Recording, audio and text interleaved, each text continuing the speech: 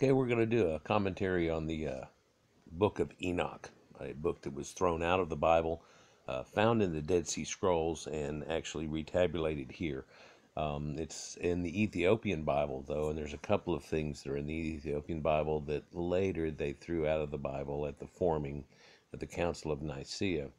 Some of these you can see why whenever you read them. Some have fanciful stories in them. Others don't seem to fit with the ending that they want to try to give everything at the end, and so they throw those out.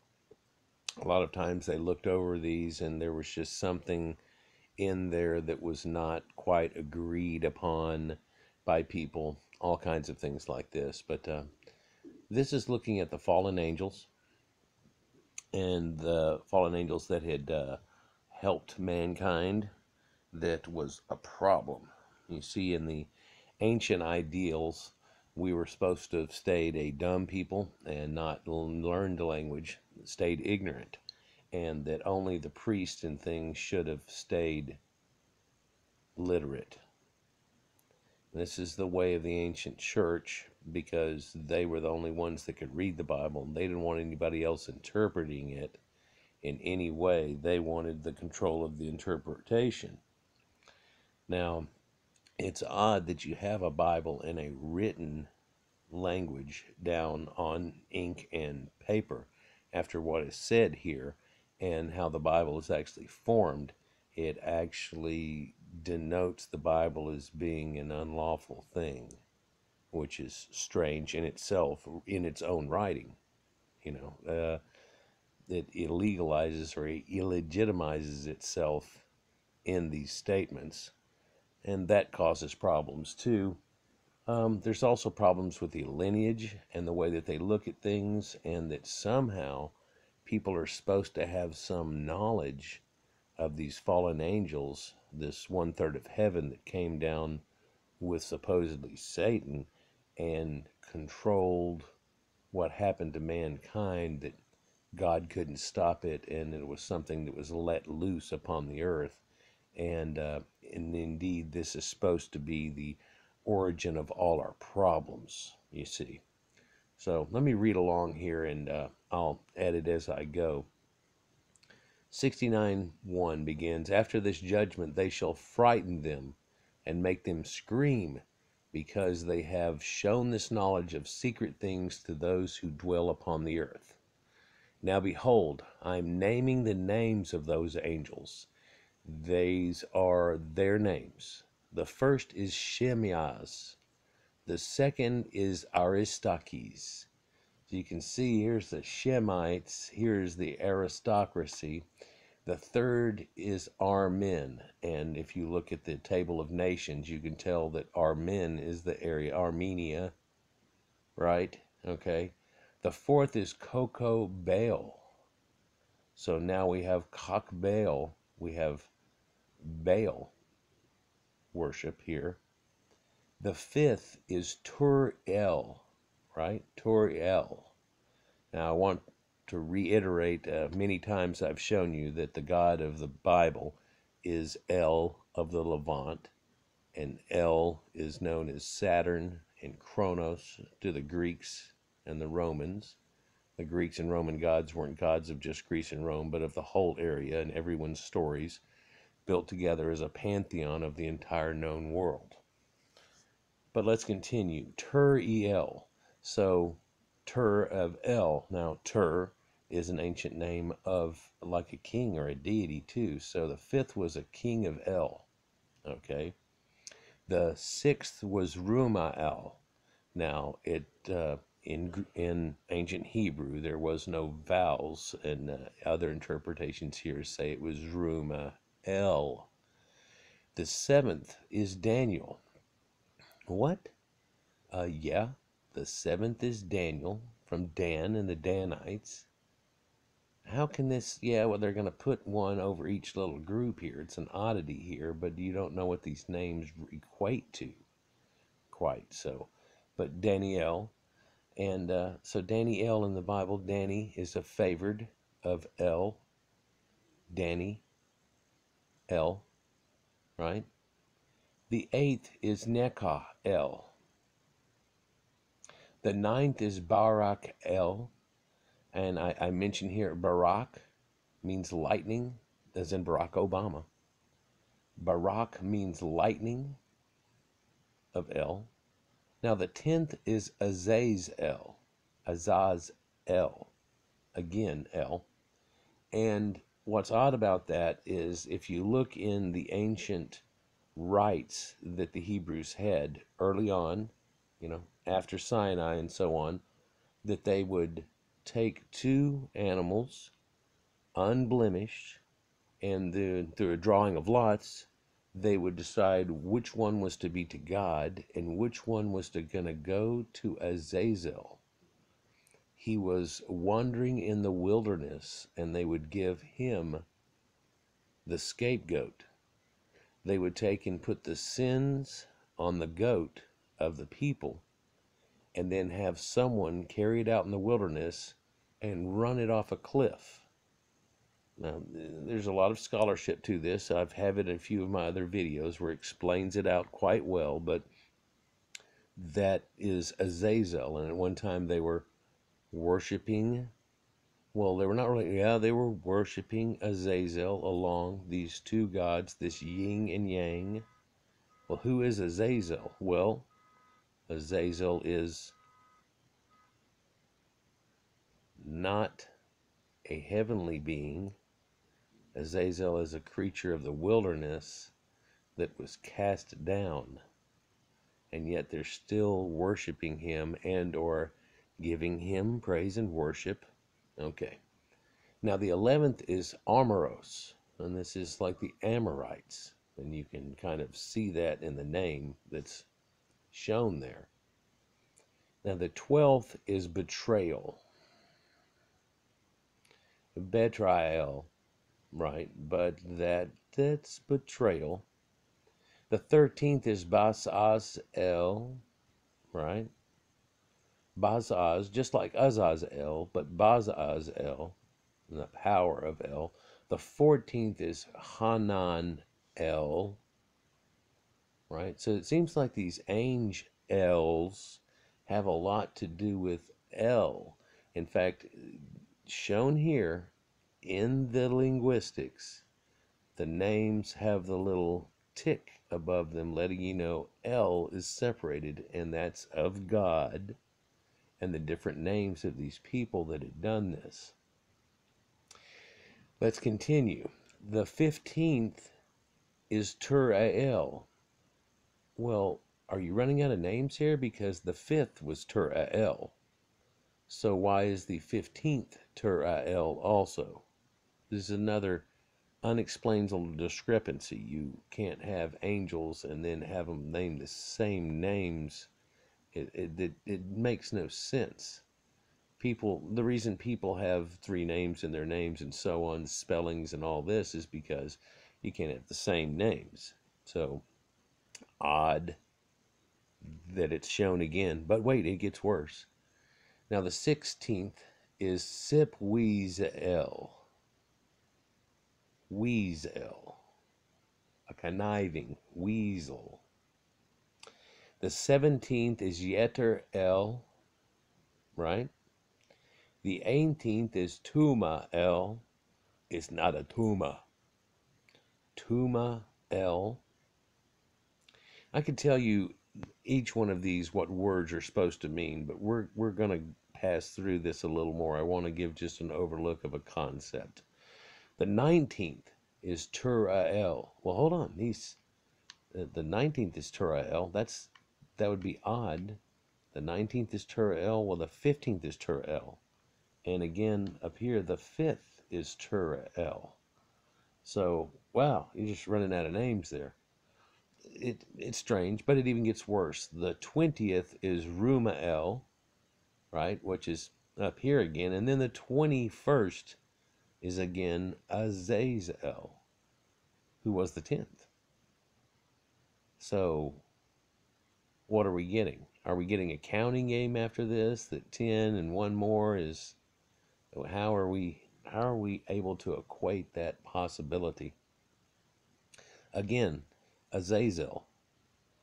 is a god or a being that they used to get the scapegoat and pass it to this guy. The evil were given. Anyhow, these are the chiefs of their angels, their names, their centurions, their chief over 50s, and their chiefs over 10s. The name of the first is Yekon. Well, when you put on something, you're either looking at a Greek name and a Greek deity, putting the O on, epitaph on, or you're looking at Sumerians who have Aon and O on in their religion, as in Dagon and so on, which Dag is the fish and the fish god, right?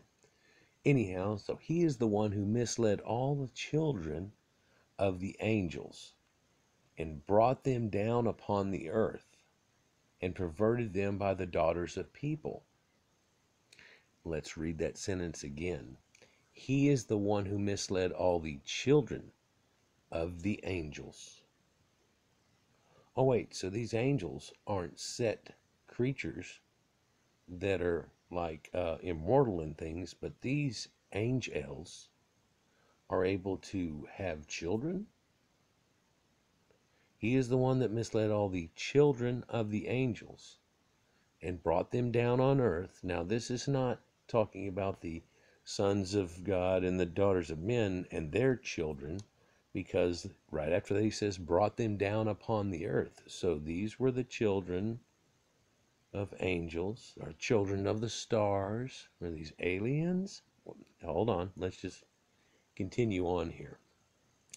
The second was named Ozbel, Bel. He is the one who gave the children of the Kodesh angels, there's a separate form, Kodesh, an evil counsel and misled them so that they would defile their bodies by the daughters of the people. Now, here we have the idea of the angels had sex with the daughters of men. The third was named Gadriel. This is the one who showed the children of people all the blows of death. So, I guess fighting techniques and ways you can kill somebody. This is the one who misled Eve. Oh, so now we're to believe that it wasn't Satan or some kind of thing. Well, in the Bible, it really doesn't refer to that creature ever as being Satan. That was a mystical being that was a half snake, right? And then that creature was destined to turn into a snake and then live in the underworld and eat dirt all of its life and all of these things. Got other videos on that where it's actually the ruining of Enki and the god from before by the new god Enlil that takes over in the Sumerian pantheon, which changes everyone else's pantheon because they're starting to worship different gods, and he becomes a major deity. And because of the beliefs in that deity versus the other deity, you end up with different things happening, right? You can kind of see that possibility there. But Gadriel, who misled Eve, who showed the children of the people how to make instruments of death, such as the shield. Well, the shield's not an instrument of death. The shield is a protector. The breastplate. The breastplate is not an instrument of death unless it's made of spikes. The breastplate is a protector. And the sword for warfare and all the other instruments of death to the children of people. So now we're to believe by this statement here in 69:6 that people had never in primordial times, all coming through from caveman Cro-Magnon till now, had never beaten anybody up, had never had blows of death like Cain and Abel and stuff. And these people were supposed to live forever, by the way, And of course, in the Bible, they equate these people living 999 years, and the reason we don't live longer, and a whole lot of other conjective stories. But so that is trying to say that this person brought warfare. This would have been Ares, or the god of war, that gave people weapons against each other. Well, before I gave you a sword, weren't you beating each other up with clubs? Yeah. Bows and arrows came in between there, didn't it? Yeah. Well, so this doesn't equate correctly, but let's continue. Through their agency, death proceeds against the people who dwell upon earth from that day forevermore. So again, people were supposed to live forever, but now there's this thing, war and people and jealousy trying to take over, and they're trying to come to grips with it. It's not a very good grip, though, and it's even back then they realized, nah, it's not going to work. Anyhow, the fourth is named Penuel, and in the other part it shows you that it's Penmuel, Penuel, which ironically is the exact same name that Jacob, whenever he's in a foreign land, a foreign people's land, has a dream of a stairway to heaven that's actually just a ziggurat. And then those people didn't have writing, but yet he sets up a stele and he puts marks on it.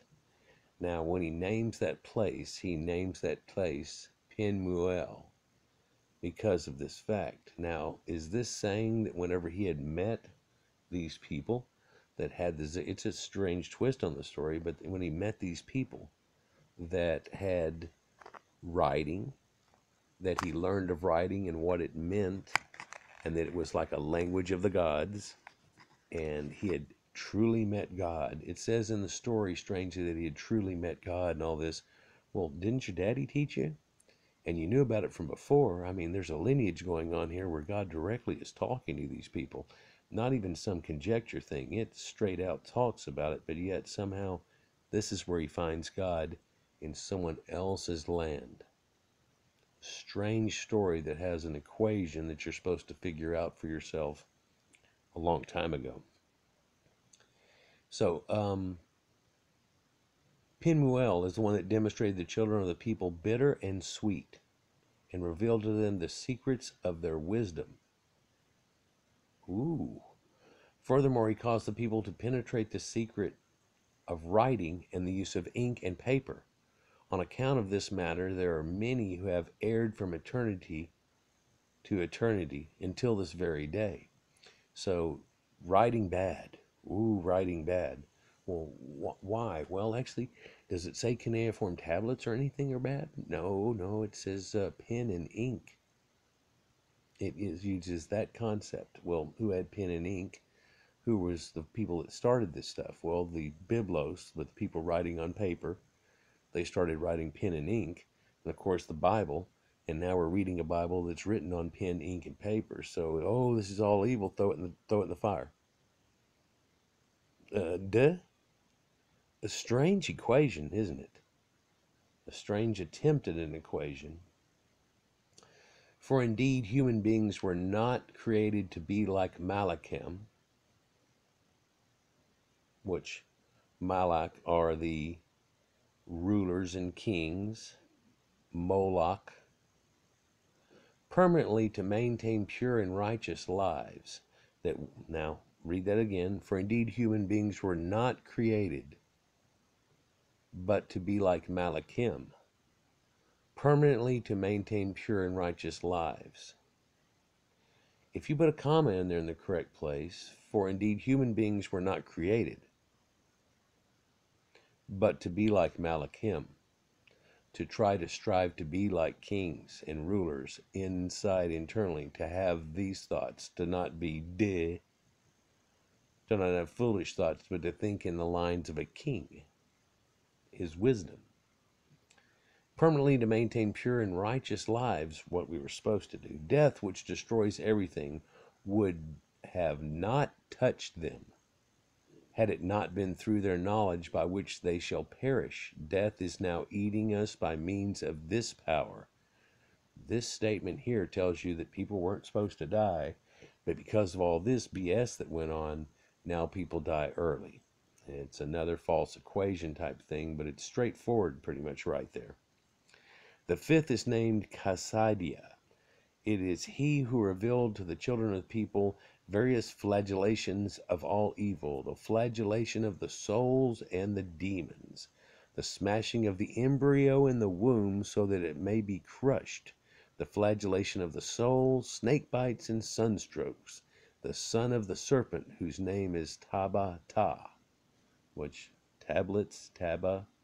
Also, in the correct phonetics of that, it's Tabitha. Does anybody remember, like, Bewitched and her daughter, the little witch? She was Tabitha.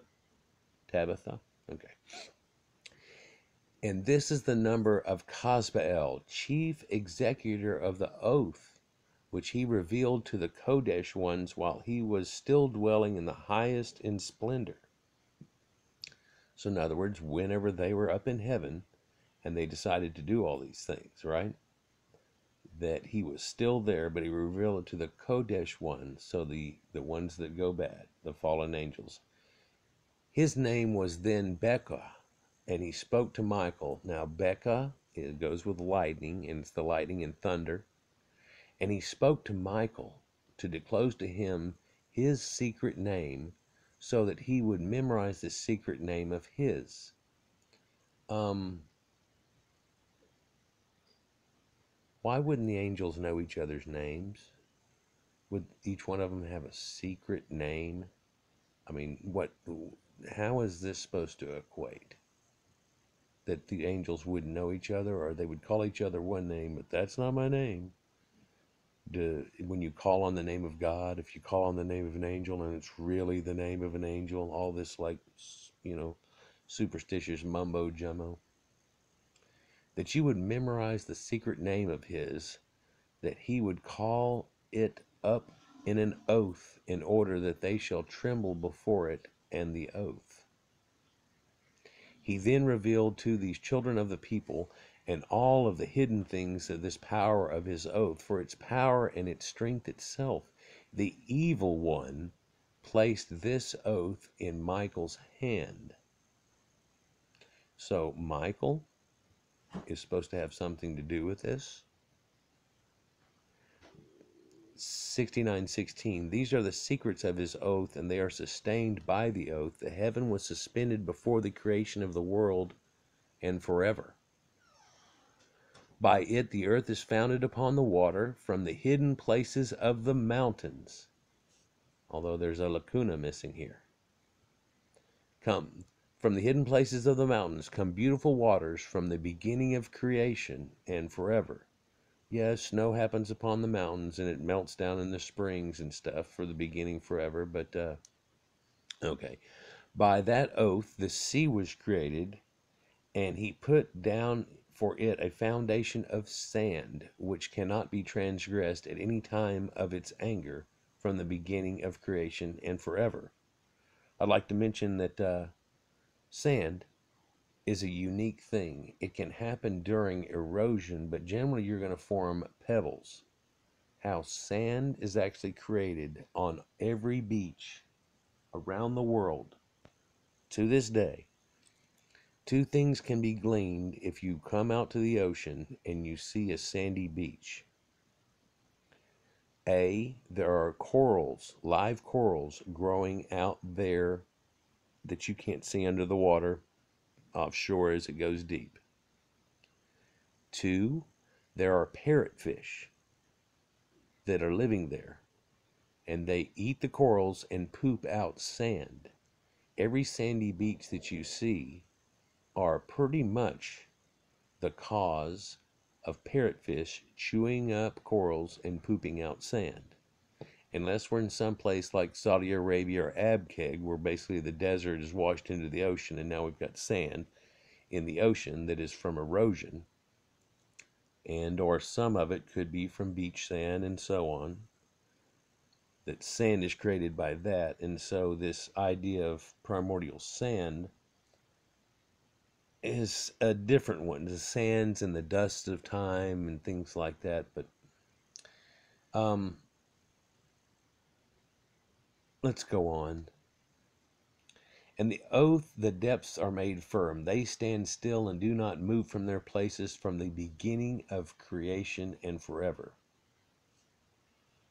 Is an odd statement here, and I guess geology kind of disproves this concept, and reality does too. By that oath the depths are made firm, and they stand still and do not move from their places from the beginning of creation and forever.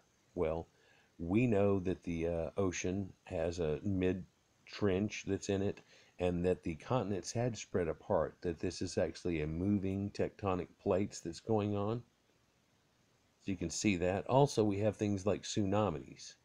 Now, when this tsunami happens, it's a underwater, usually caused upheaval, right? Or a um, kind of a earthquake created by up under the water from one piece moving real rapidly against the other, or a falling or a raising, and this pushes water or causes a slosh that develops a wave that runs inland, and as the ground becomes shallow, it rises up and whoosh rushes in, right? Well, that's because that ground moves. But they're telling you here that it's never going to move, that nothing moves from their places from the beginning of creation. But we know Pangea used to be, and everything spread apart and all this type of thing. This is not a reality statement. By the same oath, the sun and the moon complete their courses of travel and do not deviate from the Torah made for them from the beginning of creation. Well, okay, that's true. The sun and the moon pretty much stay locked in, and they're saying, oh, this is all part of it. We'll let that go. And by the same oath, the stars complete their courses of travel. If they call their names, he causes them to respond from the beginning of creation and forever. Now, these stars, some are close, kind of, light years away. Other ones are just so far away. It's a Milky Way. It's not a reality concept right there. That statement is an odd one. Likewise, the waters and their souls, all the winds and their paths of travel from all the directions of winds. Everybody believed there was the four winds. Everybody knows that, right? It's really the six winds. But the voice of thunder and the light of lightning are kept there. The reservoirs of hell and the reservoirs of frost, the reservoirs of mist and the reservoirs of rain and dew are kept there. No. That's people, how storms come rolling in, and so they must have been kept on the underworld or other places and stuff, and people didn't understand how weather even works back then. And indeed, it's a storm god, and he controls thunder and lightning and Barak. The reservoirs of hell, all this is caused by that, and it's not by cold atmosphere, rain falling, and the upheavals of air pushing it around, conglomerating into a hailstone, and then getting too big and falling out of the sky. It's not that at all. It's from a reservoir. All these believe and give thanks to the presence of Yahweh of hosts. They honor with all their might and please him in this thanksgiving. They shall thank, magnify, and exalt Yahweh of hosts forever and ever. Now, it's Yahweh of hosts, the Yahweh of hosts. It's a strange statement to show you that he's not really, he's a host, a heavenly host. This oath has become dominant over them. They are preserved by it, and their paths are preserved by it, so that their courses of travel do not perish. Then there came to them great. Now, this last thing we're looking at is pretty much the idea of the perpetual universe and how it all works just because of us. It's pretty much putting it on us. Then the oath has become dominant over them. They preserve by it. Their paths are preserved by it, and their courses of travel do not perish. And this is the movement of the stars and how they slowly move around, and the turning and twisting of the zodiac. Then there came to them a great joy, and blessed, magnified, and extolled Yahweh on account of the fact that the name of that Son of Man was revealed to them. He shall never pass away or perish before the face of the earth. And this is trying to give an idea of an upcoming Jesus. But those who have led the world astray shall be bound with chains, and their ruinous congregation shall be imprisoned. All their deeds shall vanquish before the face of the earth.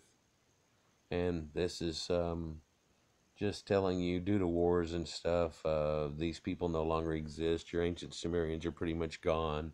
All the bad things that happen, and it's all because of this. You should have never got pens. You should have never started putting writing on paper. Odd things. There are more angels in other descriptions of this that are ones that brought forth makeup, and they taught men mathematics and games. And so that's totally, and they taught them music. Oh, this is terrible. So strange that there would be songs of praise, and yet this music was supposed to be terrible. There's a Bible written in pen and ink, but right there it tells you you're not supposed to do this. It's an odd thing, and part of a major reason this was thrown out. I'd like to also mention that Enoch, in the prefix en, means Lord of, right? And Enki was Lord of the world in Sumerians and stuff, and Enoch would have been something that comes from Sumerians. If you read the story in a little bit farther, it tells you that part of the people that caused the problem were the Sabaeans. And the Sabaeans are the Yemenites, or the Arabic Peninsula people, way, way, way, way back then, not the ones possibly living there now, but the Sabaeans. And this, of course, is the Sabaeans are Shemitic, and so it's Shebaeans, and this is the Queen of Sheba. And these related Caucasians that have problems with the Sumerians and the people around them. Anyhow, thenceforth nothing that is corruptible shall be found, for that Son of Man has appeared, and he has seated himself upon the throne of his splendor, and all evil shall disappear before his face. He shall go and tell that Son of Man that he shall be strong before Yahweh of hosts. Here ends the third parable of Enoch. It's a strange story right there, but that ending there tells you that for Jesus appeared and seated himself upon the throne of his splendor, so he took his place in heaven, and all shall disappear, all evil shall disappear before his face. He shall go and tell that Son of Man he shall be strong